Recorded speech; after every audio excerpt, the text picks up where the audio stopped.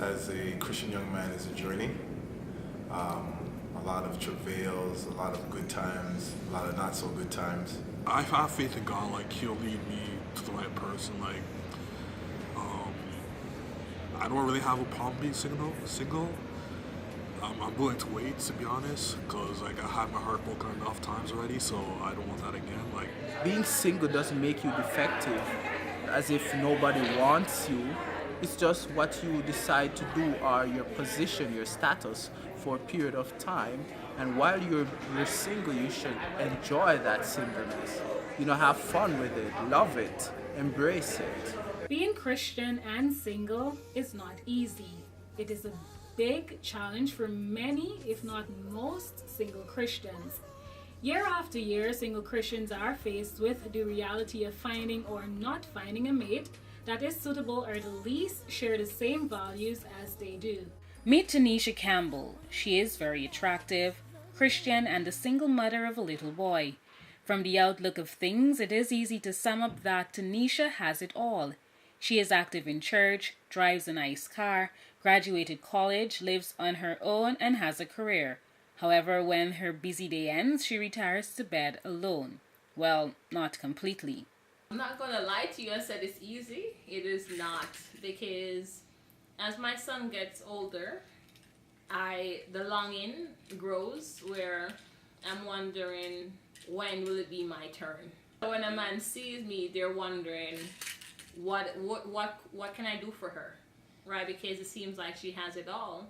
But then when I come home and I do the motherly duty and put my son to bed, feed him and everything, then who do I talk to after, right? Who do I go to bed with? Yeah, who is there to cuddle me? Most Christian single women long for a mate that has the two BAs: born again, a bank account with some extra cash. But Tanisha Campbell's ideal mate must possess some additional qualities. I don't want to settle for just what I see in front of me right now. I just want to really wait on God to provide, because His will is always best and His ways are not my ways. I'm looking for someone who has the characteristics of someone that has the heart of God, someone who will love myself and my child, who will seek God when it comes to making decisions for our family, because the man should be the head, and I strongly believe that. And I'm also looking for someone who will pray with me and also pray me through. Tanisha spends 2 Fridays in every month fellowshipping with a group of young men and women who like to call themselves SALT, single adults living in truth. What we're professing is Christianity and how we're able to deal with our singleness as Christians, being able to just live day by day, and how to cope with the struggles that a single individual will experience while living a Christian faith. I would like somebody there that is for me as in well, because I do take seizures. Dealing with singleness could have struggles. In terms of physical aspects, men are turned on arousally by physical sight, and sometimes, when you're in church or so, you may see a lovely young lady, temptation comes.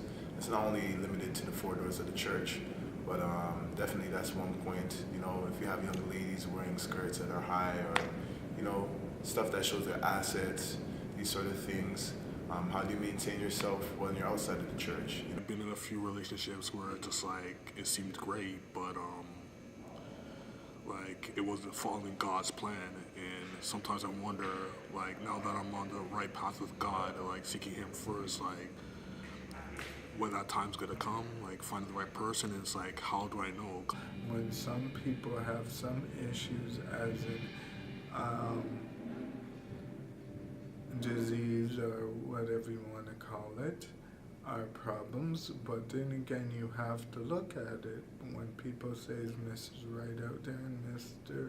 Right, it's like no Mrs. Right or Mr. Right. I'm asking God for strength, for help, because I definitely don't have the strength to do it on my own. I feel overwhelmed at times, so I ask Him for peace and basically like reassurance, because I know he's bringing me the right person. So just to be patient with him. I feel like he's leading me through a season right now that, you know, maybe he's preparing me for what's coming next for marriage or courtship or more singleness. I don't know, but I'm just trusting him, and like I said, constant communication is the key for me. You know, we know that there are other individuals who might be going through similar situations like we are.